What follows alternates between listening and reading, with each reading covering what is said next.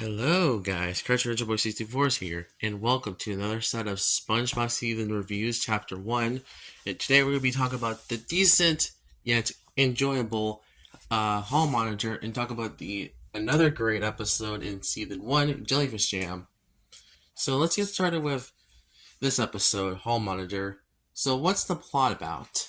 So during a normal boarding school day, Mrs. Plum tries to give one student the hall monitor position, but the only choices left is SpongeBob, which Mrs. Puff fears of because Sponge might do something that he might get her in trouble for. This will be foreshadowed later in the episode.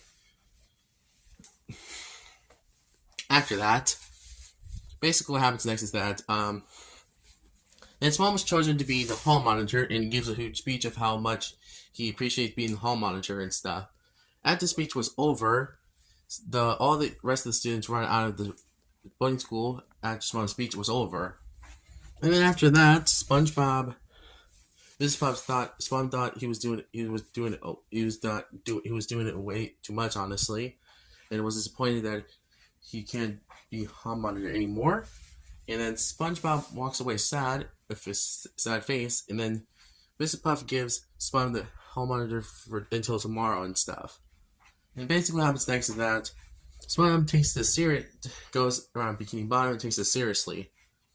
And mostly he just causes chaos in Bikini Bottom, basically. Well, acting cocky and stuff. Or at least not acting out of character, or acting a little bit too overdone, honestly. So what happens next, basically?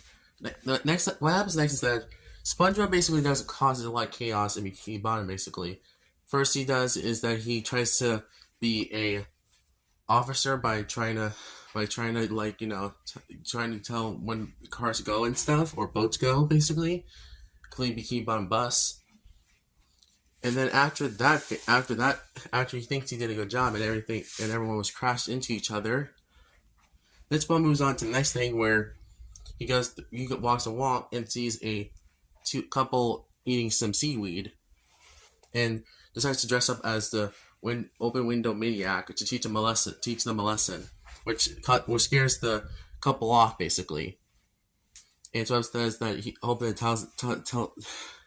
teaches them a valuable lesson by keeping their windows open. Then SpongeBob walks away from that situation and basically walks and sees a puddle of ice cream on the floor. And it was strawberry ice cream, to be fair. Patrick was standing on a brick wall eating ice cream.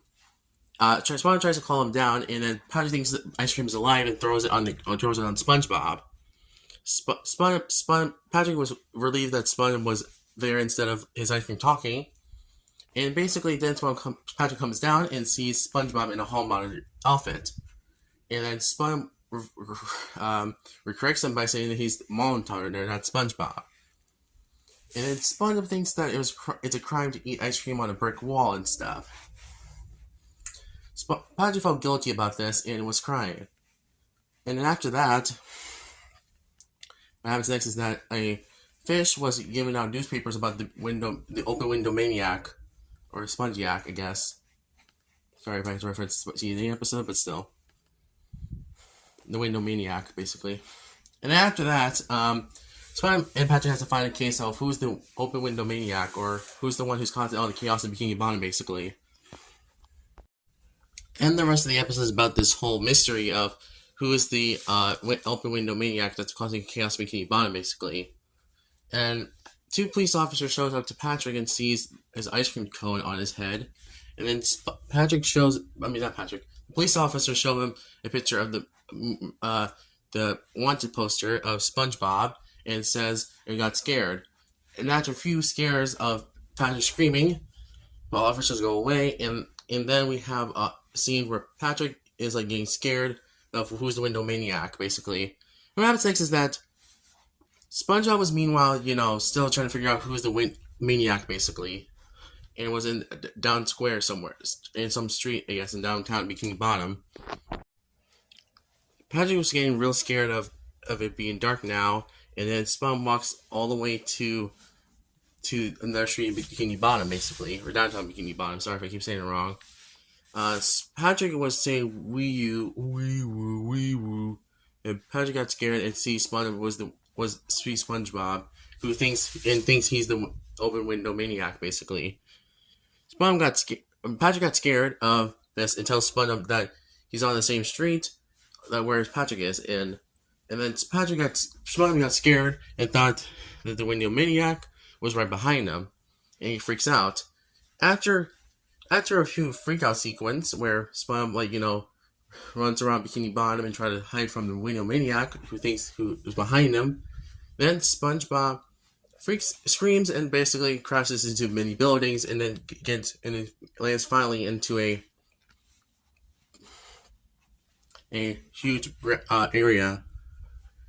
And then Spawn sees the wanted poster, and then Spawn realizes that he's the he's the maniac basically. And then the police shows up.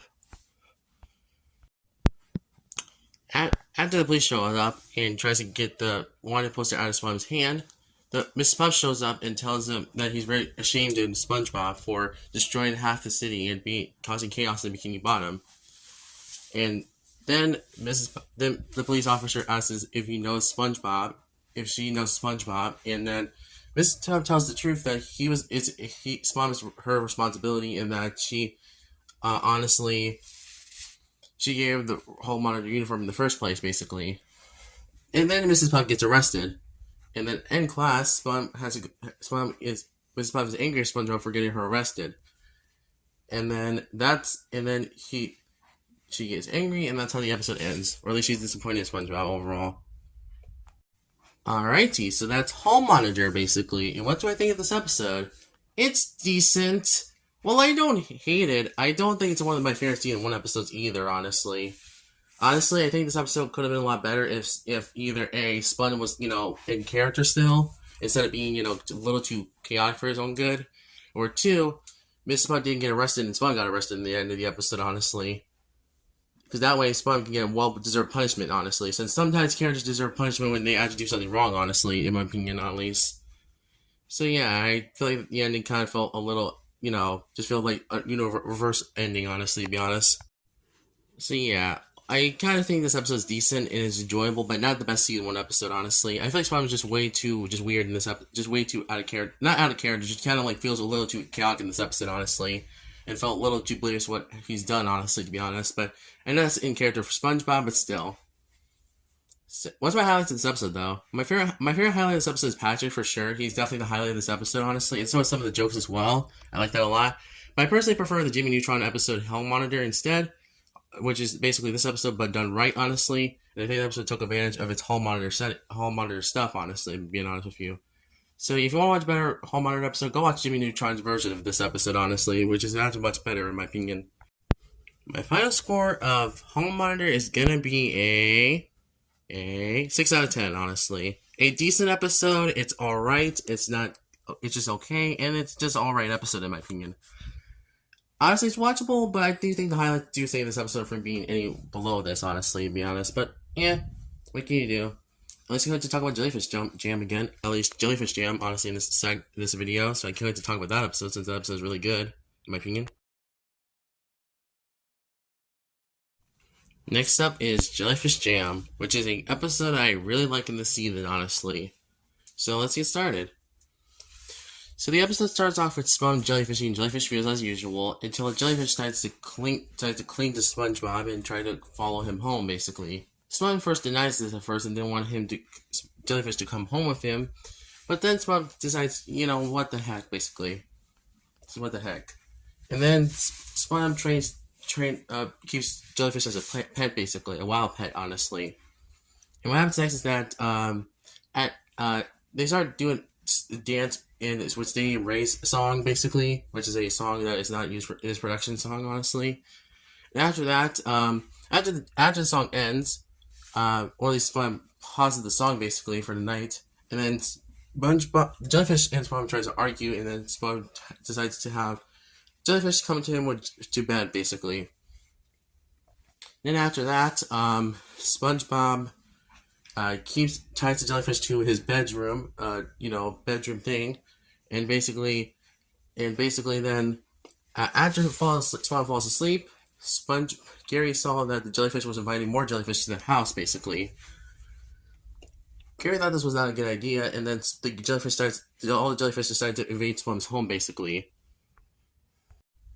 Then the next day, basically, Spawn wakes up and sees Gary was missing, as well as the jellyfish, basically. Spawn rushes downstairs and sees that all the jellyfish from Jellyfish Fields has arrived in his living room and stuff. And he keeps always in there dancing to Stadium Rays. Squidward was getting frustrated at this and gives Spawn a call, and the jellyfish squirts at him, and basically, then Squidward just blows his clarinet very loudly, and the jellyfish gets angry and stings Squidward after that. Or at least, no. Stings Spongebob a little bit. And then after that, Squidward blows it louder, and basically then what happens next is that the jellyfish comes to Squidward's house and stings the heck out of him. And after that, Squidward was, tired and basically got the white sting. And then Squidward gave Spawn his clarinet and he said he won't be hearing him for a while, honestly.